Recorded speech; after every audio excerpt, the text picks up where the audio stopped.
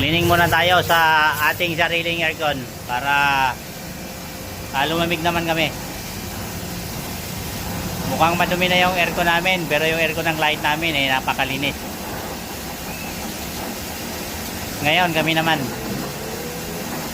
Kaya sa mga nagtitipid ng kuryente, dapat laging malinis ang aircon nyo, ang aircon natin, para mas bumaba ang bill natin bawat buwan. Lagi natin aalagaan yan. Huwag kalimutan magpalinis ng unit. Kapag mahina na ang lamig, pwede na kayong tumawag para magpalinis ng mga aircon nyo. Laging ganito dapat malinis. Mas malinis, mas mababa ang bill. Ayan po. Dumi na nga. Ang kapal sa likod oh.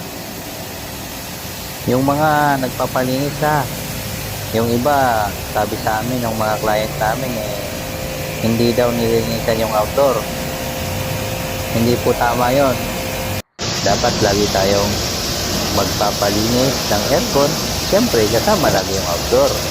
Hindi pwedeng iwanan yung outdoor kapag nagpapalinis ng aircon. Kasi kapag naiwanan yan, mababawasan ang lamig nyo sa indoor.